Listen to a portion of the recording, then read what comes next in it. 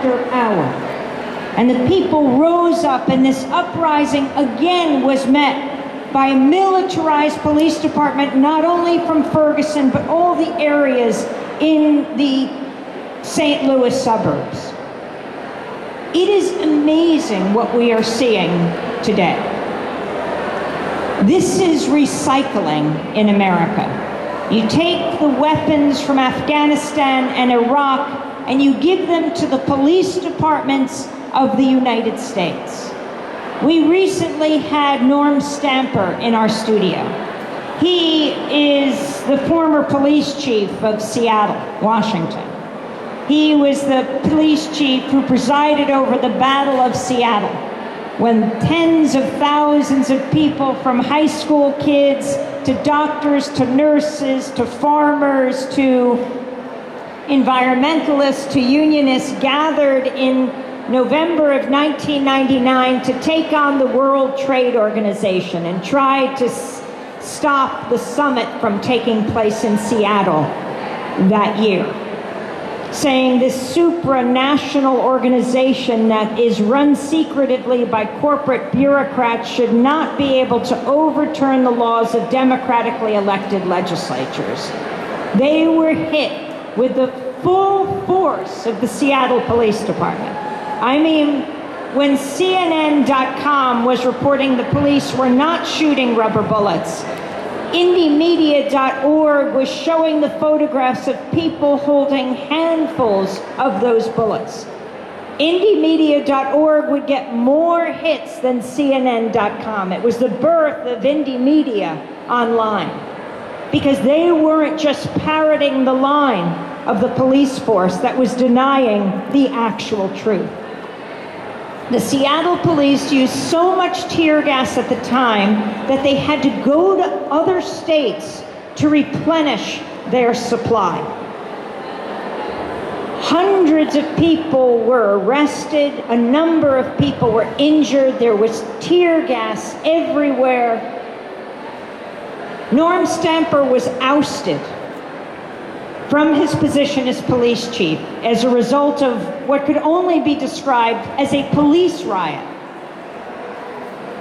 Norm Stamper would later say this was the biggest mistake of his life. That once they were armed like a military, they saw the people in the streets, their children, their teachers, their librarians, their doctors, and their nurses as the enemy. And he said, this is the problem when you arm our police departments like this. He was just in our studios a few weeks ago. Juan Gonzalez and I were interviewing him. And he now has become a national voice for police reform. But this is what the people of North Dakota faced. So we covered these protests. And then on Saturday of Labor Day weekend, we followed a group of people, of Native Americans, who were going to plant their tribal flags on what they called their sacred burial ground. So let me describe what happened that week. A judge was going to rule the following week on what should happen. It was the Standing Rock Sioux versus the Justice Department. And he asked the Standing Rock Sioux for a map. He said, if you say that the company, the Dakota Access Pipeline, is excavating your sacred ground, prove it. Show me where your sacred burial mounds are. And so the Standing Rock Sioux complied. They drew a map. They gave it to the judge. The judge handed it to the Dakota Access Pipeline because the judge shares the information with both sides. So when the people came up on this Saturday, as we were following them, to this site they had designated, they were shocked to see bulldozers operating at full tilt, excavating the very land they had designated. They believed that Dakota Access Pipeline was using the map that they had drawn. Their bulldozers had been way down the road, that they'd leapfrogged forward to destroy this particular area so that when the judge ruled the next week, the facts on the ground would have changed. It would be a moot point. And the people were furious. And so they came up on the property. First it was a woman and her child, and then more women, native elders, men, boys, girls, teenagers, and they came up on the property and they were demanding that the bulldozers stop excavating. It was a terrifying sight. We were videoing. To understand the power of these massive machines, these bulldozers, and how dangerous they are. If people come up to them as they're churning the earth, I could only think of what happened March 16th, 2003, 3 days before the US invasion of Iraq, more than a decade before, in another part of the Middle East, in Gaza, in Rafah.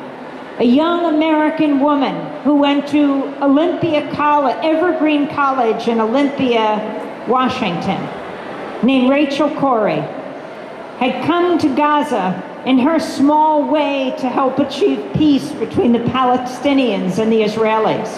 And she had befriended a Palestinian pharmacist family. And on this morning of March 16th, Israeli military bulldozers came up and were going to demolish his home.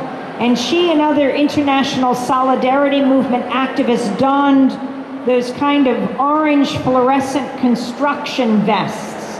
And they stood in front of the family's house to try to stop the Israeli military using bulldozers made by Caterpillar in the United States from demolishing this family's home. And Rachel was crushed to death. And that's what I thought of this last September as I saw the people lining up in front of the bulldozers. But this time they succeeded. This time they succeeded in stopping the bulldozers from moving forward, but actually pulling back. I mean, the bravery of this moment, it is hard to describe. And then the Dakota Access Pipeline guards unleashed attack dogs on the Native Americans. Attack dogs. And the dogs were biting the people. We were filming, we were interviewing people who were bloodied, who were bitten. Even you'd see the dogs pulling back. See, it's very upsetting for our fine little canine companions here. We would see the dogs pulling back, and they would hurl the dogs into the crowd, and they would bite their way out. We filmed a dog with its mouth and nose dripping with blood. We posted the video online that night, even though the people were injured, they were bloodied, they were bitten, they were maced. They still prevailed that day in ensuring that the bulldozers pulled back, 1, 2, 3, 4, 5, 6 of them, and the guards finally moved back, driving their pickup trucks away. We posted that video on Facebook online that Saturday night of Labor Day weekend. And within 24 or 48 hours, there were over 14 million views. This gave the lie to the corporate media saying people aren't interested in these issues. That number impresses even the corporate networks. And let's talk about what that year was. That was the year of 2016. That was the presidential election year. You know that in the general election, in those debates moderated by, well, they call them journalists, I call them media personalities, not once did they ask a question about climate change. Not once, let alone the Dakota Access Pipeline and this historic, epic struggle the largest unification of Native American tribes that had happened in decades in this country. Not once. But the people continued. We interviewed Winona LaDuke that day. Winona comes from the White Earth Reservation in northern Minnesota. She had come to show solidarity with the battle against the pipeline, had erected her teepee at the Red Warrior Camp with endangered species, paintings of endangered species on the teepee. And she said, addressing Governor Dalrymple at the time, the governor at the time of North Dakota, Governor Dalrymple, you are not George Wallace. This is not Alabama. This is not 1965. We are through, she said. So we came back to New York and continued to cover what was happening there from here. And that was the week that President Obama made this historic trip to Asia, went for the first time to Laos. And at the end of his trip to Laos, he held a democracy forum for young people around Asia. And at the end of this forum, a young woman from Malaysia raised her hand and said, President Obama, what about the Dakota Access Pipeline? Here is this young student who had come to learn about democracy from the person who occupies the most powerful position on earth. And she was asking a question that no U.S. journalist had publicly asked President Obama. He answered eloquently about the struggle of Native Americans over centuries, but then when it came to the Dakota Access Pipeline, he said, I'd have to get back to my team to find out what's happening there. He came back that week before the judge ruled, and he reportedly saw the video of the dogs. And it wasn't lost on the first African-American president of this country, the significance of attack dogs unleashed on people, particularly people of color. So on Thursday afternoon, Governor Dalrymple called out the National Guard. The judge would be ruling the following day. It didn't look good for the tribe. And quietly, the authorities in North Dakota also issued an arrest warrant for me. I didn't know this at the time. So Friday, a judge ruled at about 5 o'clock in the afternoon. And it was a routing of the tribe. It was a terrible decision for the Standing Rock Sioux. The Justice Department prevailed. The Justice Department lawyers were about to, I assume, pop their champagne corks, and it wasn't, 15 minutes later, before an unprecedented 3-agency letter from the Department of Justice, their department, Department of Interior, and the Army Corps of Engineers issued a statement saying they would slow down the building of this pipeline. This was Obama's Justice Department that had prevailed against the tribe, and Obama's Justice Department and Army Corps of Engineers and Interior that was now superseding this. He couldn't know what decision this judge would make, so I assumed they waited. He didn't call the judges of our country, the so-called judges, understood that they're independent. But 15 minutes later, this unprecedented letter said they would wait, they would see if Native Americans were consulted, they would see if there was an environmental impact statement, they would assess the situation. I mean, the Native Americans were suffering from whiplash. First, the worst decision ever, and then, whoa, maybe they're going to stop the pipeline. So that day, Friday, after Democracy Now!, how many of you watch or listen to or read Democracy Now!, by the way? Fantastic. And you know, here in New York, it broadcasts throughout the day in many different ways. Every morning at 8 on WBAI 99.5 FM. Every morning at 8 in Manhattan, on Manhattan Neighborhood Network, and it's got different channels on Optimum and Time Warner, Spectrum and Verizon Fios. We have little cards we get out. You can take gobs of these cards and leave them in coffee shops, at libraries, wherever, to let people know. And in the evening, it airs on CUNY television in all 5 boroughs at 6:30 and 1. And of course, online all the time at democracynow.org. So do check it out, especially if you're just wandering by now and don't know what Democracy Now! Is. It's a daily, grassroots, global, unembedded, independent, international, investigative news hour that began 21 years ago on 9 community radio stations and now broadcasts on 1,400 public television and radio stations around the country and around the world. And by the way, the whole history of Democracy Now! I write about with my colleague Dennis Moynihan and my brother, journalist David Goodman, in our new book that just hit the New York Times bestseller list at number 5, called Democracy Now!, covering the movements, 20 years covering the movements changing America.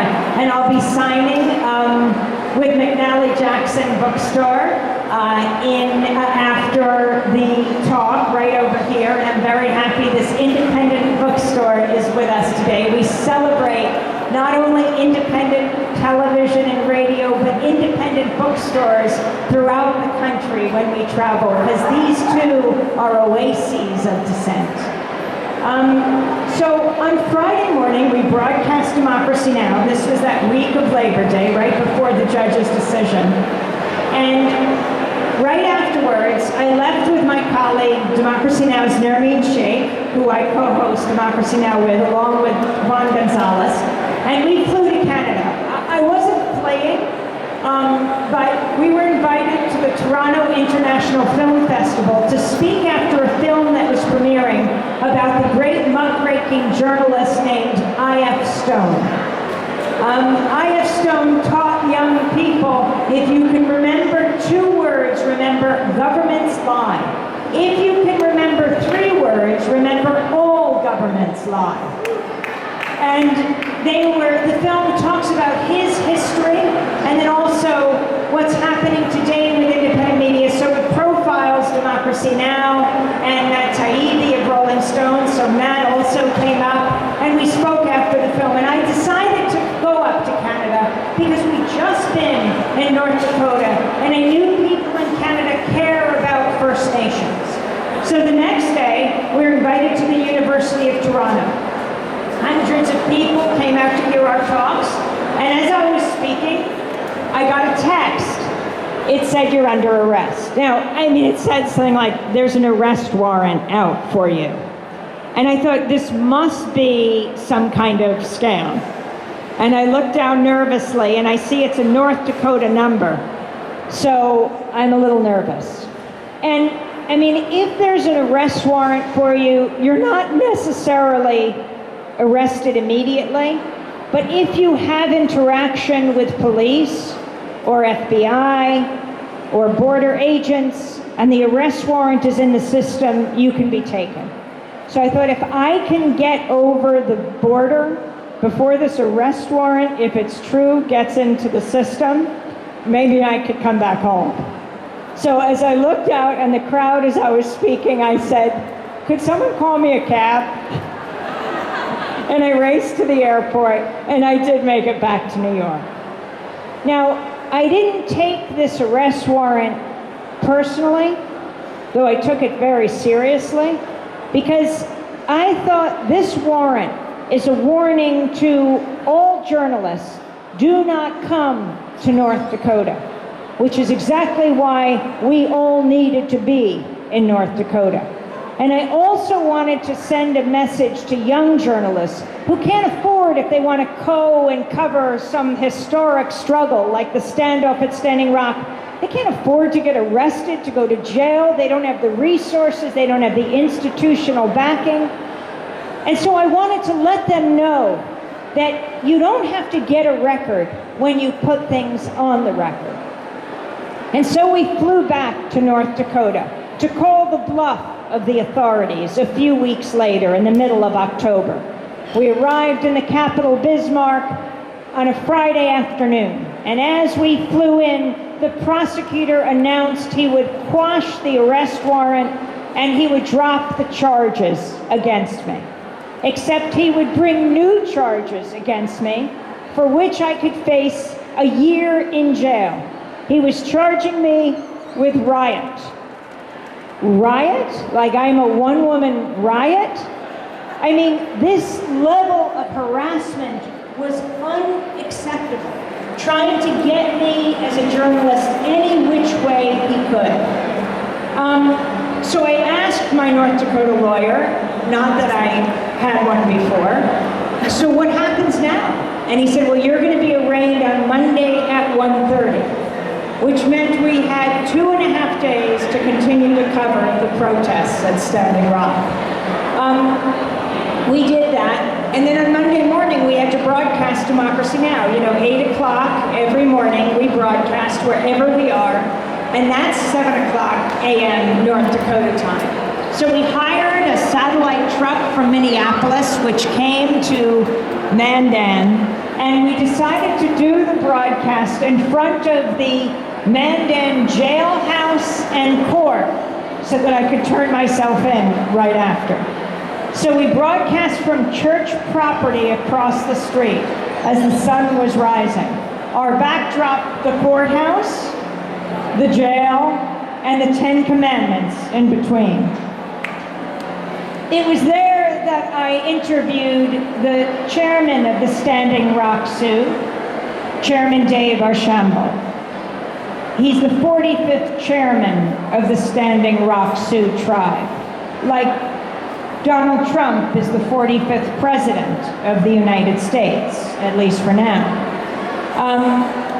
45th chairman of the Standing Rock Sioux, and I asked him, had he ever been arrested? And he said, well, yes, a few months before, in August, he was arrested for protesting, engaging in civil disobedience, and he was charged with a low-level misdemeanor. And so I said, what happened to you? And he said, well, I was strip searched. I was put in an orange jumpsuit, and I was jailed. Strip searched, put in an orange jumpsuit and jailed. I interviewed Dr. Sarah Jumping Eagle. She's the pediatrician of the Standing Rock Reservation. She was one of the first to be arrested because she cared about the health of the children on the reservation. She was strip searched. She was put in an orange jumpsuit, and she was jailed. How much humiliation can a people take? I was at the Bismarck airport one time, and a man came up to me and said, don't think I don't know who you are. And I said, oh, well, who are you? And he said, I was one of the guards at the site on that Labor Day weekend. I said, oh, did you release the attack dogs on the Native Americans? And he said, no. The Dakota Access Pipeline hired several security companies. He said, we were as surprised as anyone when those dogs were brought out. He said, you don't think I get it? We attack them with dogs after massacring them for hundreds of years. He said, you don't think I understand why Native Americans are angry at us? And it just made me think, never assume you know someone's position based on their position. And so we did the broadcast, and as the clock ticked towards 1:30, hundreds of Native Americans came to show their support, to perform ceremonies. The Native Americans were lining up, the riot police were lining up across the street, and then I got a call just before 1:30 from a host of North Dakota Public Radio who'd been there for decades, knew all the players, and he said, the judge is not going to sign off on the charges, so you won't be arraigned. Now this was very interesting, because on Friday afternoon when we landed, and we were told I was going to be arraigned on riot charges, I said to my lawyer, you mean that's it? There's nothing that happens between now and my arraignment? He said, that's it. And then, the legal system will go on from there. I said, not one human being intervenes until my arraignment. He said, well, the judge signs off. But that's absolutely automatic. It's a rubber stamp. He signs off on every one of these charges. He'll use his discretion later in the process. This is not a place where he uses discretion. But I said, this is a human being and he's a judge. That's what separates him from us mere mortals. He can use his discretion at any point. And he said, the lawyer said, that's not how it works here. And so we issued a press release and we named the judge and we said he would be deciding whether or not to sign off on the charges against me by Monday at 1:30. By that time on Monday, there was so much international and national press attention because a journalist was being arraigned. The New York Times was covering this. It was on the homepage of the BBC international website, Al Jazeera, Los Angeles Times, the Washington Post, even Vogue magazine was covering this. I have to spiff up my act. And I really do think it was that media attention, and it not only saved me from these charges, but a number of Native Americans who faced felony and misdemeanor charges that day, a number of them had their charges dropped as well. This shows what happens when the media spotlight shines in the right direction. I am a deep believer in reality TV, not the kind Donald Trump has started. I'm talking about TV that reflects the reality of people on the ground. That's what we need in this country. Not media brought to you by the oil, the gas, and coal companies that are being challenged by these movements when they cover climate change. Not media brought to you by the weapons manufacturers when we cover issues of war and peace. But independent media is what we need. And it can truly be a shield for so many people. So that was October. Come December, President Obama's 3 agencies issued a second unprecedented 3-agency letter. And they said they were going to hold off on the pipeline. It could be rerouted or not built.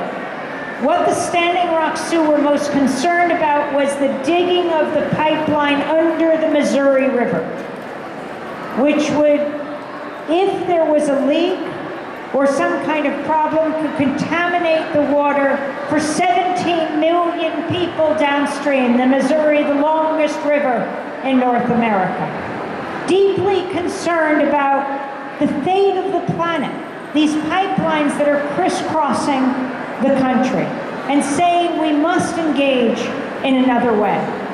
So on December 5th, the announcement was made that there would be some kind of rerouting. And then Donald Trump took office at the end of January, and one of his first acts in office was to issue a statement that said they were granting the permit for the Dakota Access Pipeline to drill under the Missouri River, and they would revive the Keystone XL pipeline, a pipeline that had been defeated years before by Native Americans and non-Native Americans and people around the world. I mean, in the summer of 2011, thousands of people encircled the White House when President Obama was in charge. Among those who got arrested, over 1,200 people were Bill McKibben, the founder of 350.org, were Naomi Klein. I was just with her on a panel yesterday in Chicago, who wrote The Shock Doctrine and This Changes Everything, Capitalism versus the Climate, the great writer and activist, who'll be, by the way, at Cooper Union on Monday night, a free event anyone can go to, as she's written a new book on President Trump and the resistance today. But so many people were arrested. So many people challenged Secretary of State Hillary Clinton and President Obama that they were forced to say no to the Keystone XL. And in one fell swoop, President Trump reversed that and said, that both would be built. But that doesn't consider the resistance. On the issue of the Dakota Access Pipeline, just this last week, the oil started flowing. But so many Native Americans participated in the March for Science on Earth Day, April 22nd in Washington, and a week later, which was freezing cold, rainy day in Washington. Democracy Now! Did a 5-hour special. You can check it out at democracynow.org. The next week, 7 days later, we covered the People's Climate March, where up to 200,000 people marched. It was the hottest April 29th in Washington, D.C. history, from this freezing cold, rainy day 7 days before. Climate change, climate disruption, global warming. It's an issue we all have to take so seriously. It is astounding that the person in the White House who occupies the most powerful position on earth has just pulled the United States out of a global agreement that was forged in Paris in 2015. And if you're a longtime listener or viewer of Democracy Now!, you know we are the only national network in this country that broadcasts every year from the UN climate summits every day of each climate summit for an hour broadcast, broadcasting the voices of people from around the world who are deeply concerned about this issue. I mean, in the rest of the world, the movement is so much more advanced. It's not as if they're not having debates around climate change. They're debating what to do about it. In our country, we debate whether the scientific fact of climate change, which is absolutely established beyond a shadow of a doubt, saying 95% of the scientific community is an underestimate of those who believe that human beings are impacting climate change. Here we debate not what to do about it, but whether in fact it is a fact. It is if every time we talked about the round earth, we brought someone on from the Flat Earth Society for balance.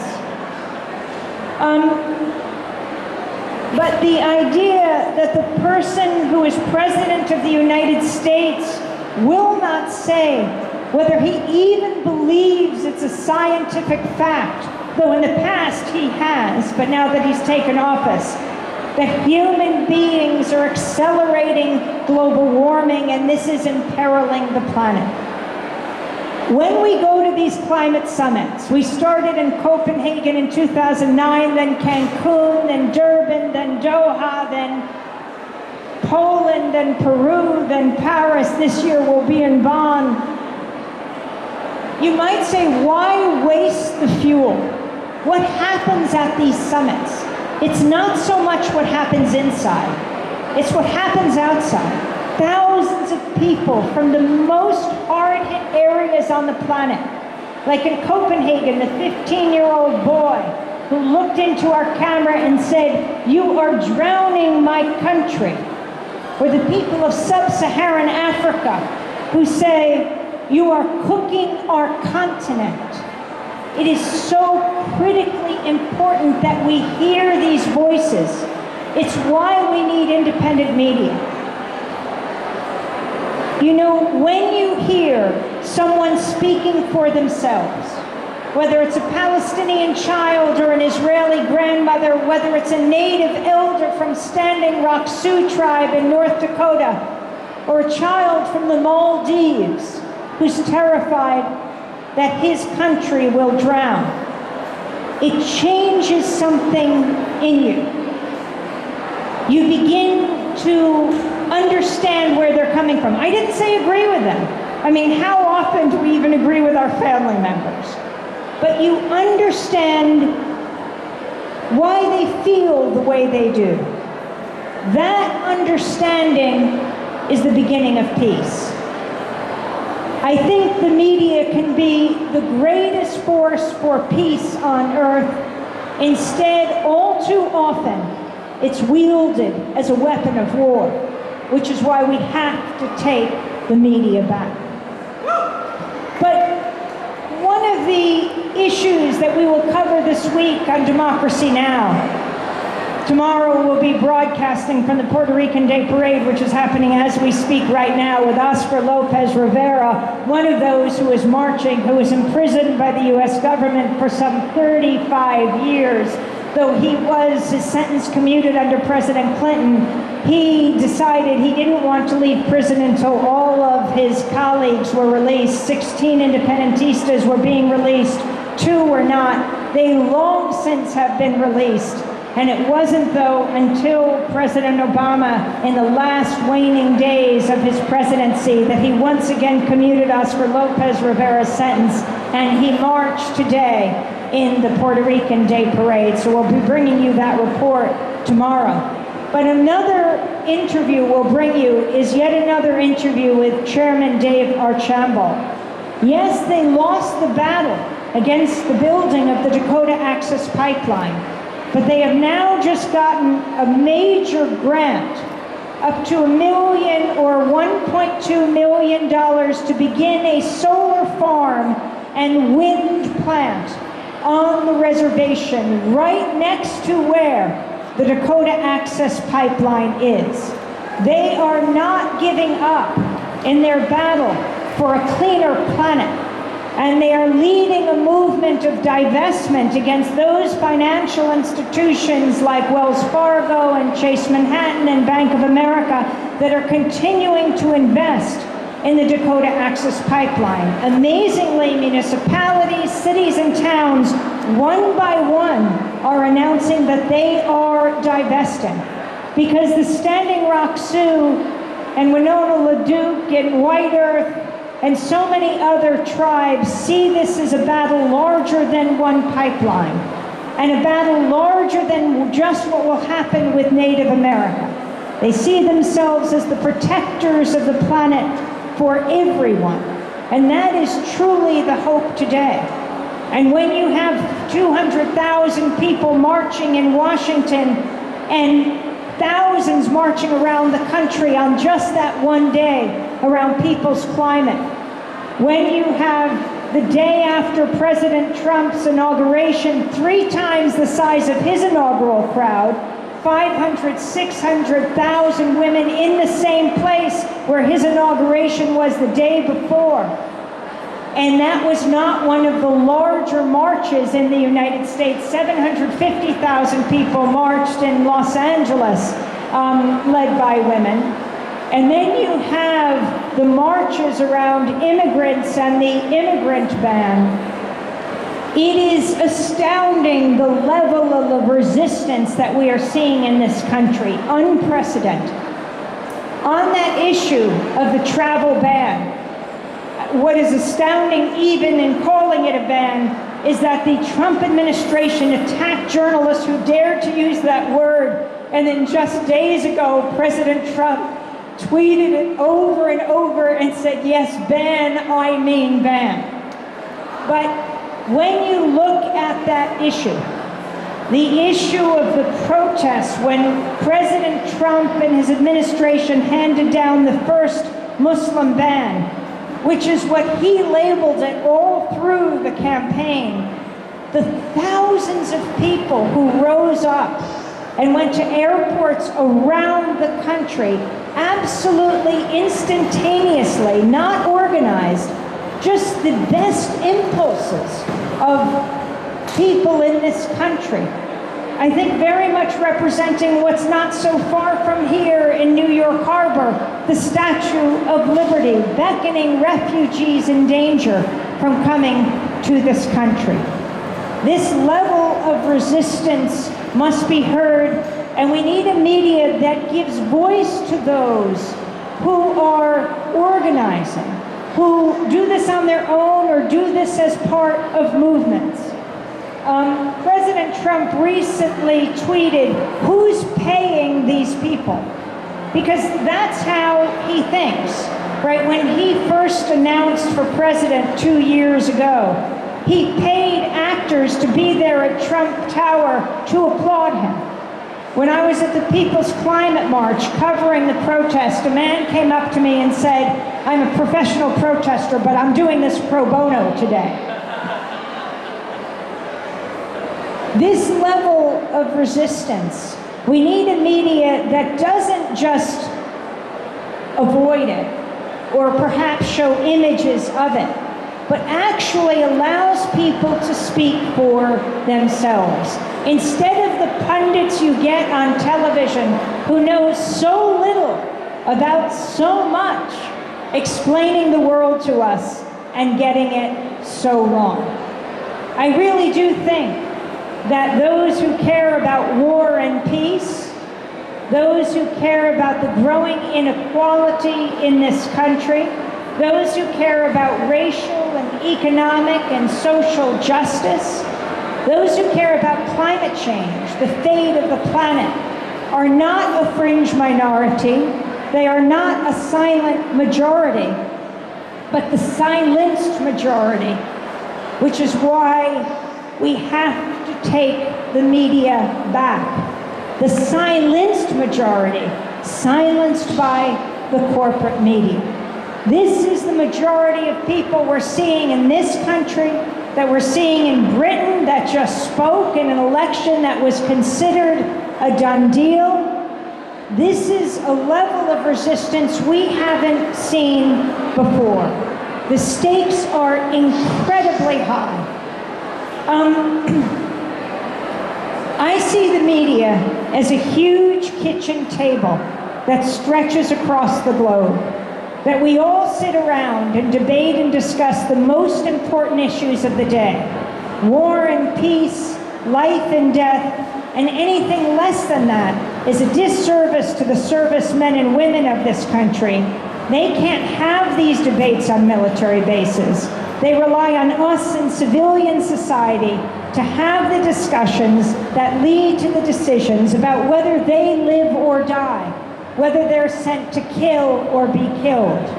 Anything less than that is a disservice to a democratic society. Now, I wanted to end by saying, I do think in these last few months that the corporate media has found their backbone. They have stood up because the president is hitting them so hard. I hesitate to say this publicly, but I've been amazed that President Trump doesn't lay off the media for just a few days, because it is the knee-jerk habit of the media, of the establishment media, to attack to protect the establishment. And if he laid off them for even a week, I think that would happen. But he reflexively attacks the media anytime there is criticism of him. And so they have found their backbone. And they sound a little like Democracy Now! Sometimes, talking about the media as the resistance, when President Trump repeatedly says the media is the enemy of the American people, is the enemy of the people, undermining democratic institutions that we have in this country. There's a reason why our profession is the only one explicitly protected by the U.S. Constitution, because we're supposed to be the check and balance on power. I mean, when President Trump calls judges, so-called judges, who rule against him when it comes to a Muslim ban, he is attacking an independent branch of government. And it's not just him. When you have his Attorney General, who now apparently will be testifying before closed doors before the Senate Intelligence Committee, who had to recuse himself from the investigation into whether Trump officials like himself were colluding with the Russian government around hacking of the 2016 election. It was Attorney General Jeff Sessions who said when it came to the second Muslim ban, you know, a Hawaiian judge stayed that ban. He asked, how is it possible that a man from an island in the Pacific can stop the President of the United States? I think our whole country is engaged in a civics lesson, and it would be very important for the President and the Attorney General to be a part of that civics lesson. We have three co-equal branches of government: the judiciary, the executive, the legislative, and those are the checks and balance on power. And you have the fourth estate. And it is extremely important that the press be allowed to operate freely and not, as President Trump apparently asked of the FBI director before he fired him, about imprisoning journalists. No. This is extremely serious, and it endangers not only reporters, but endangers democracy in America. Now, I do think the media has stood up, except when it comes to war. The media reflexively circles the wagons around the White House when it comes to military actions. And this is terrifying. When you have the U.S. first attacking Syrian forces, Syrian government forces, a number of journalists said it was on that day that Donald Trump became president. When you have him dropping the largest non-nuclear bomb ever dropped in the world on Afghanistan, within a few weeks of him coming into office, what the Pentagon dubbed the mother of all bombs, the Moab, which has a blast radius of something like a mile. When you have the president dropping the largest non-nuclear bomb in the world ever, more journalists said he became president on this day. This is exactly the time that we have to ask the most critical questions, that the media has to be apart from the parties, has to challenge those in power. It is our sacred responsibility. I will just end by saying that it is absolutely critical that journalists be able to do our jobs. You know, my brother David and I wrote a book earlier called Static. And the reason we called it that is, even in this high-tech digital age with high-definition television and digital radio, still all we get is static. That veil of distortion and lies and misrepresentations and half-truths that obscure reality, when what we need the media to give us is the dictionary definition of static: criticism, opposition, unwanted interference. We need a media that covers power, not covers for power. We need a media that is the fourth estate, not for the state. And we need a media that covers the movements that create static and make history. Democracy Now!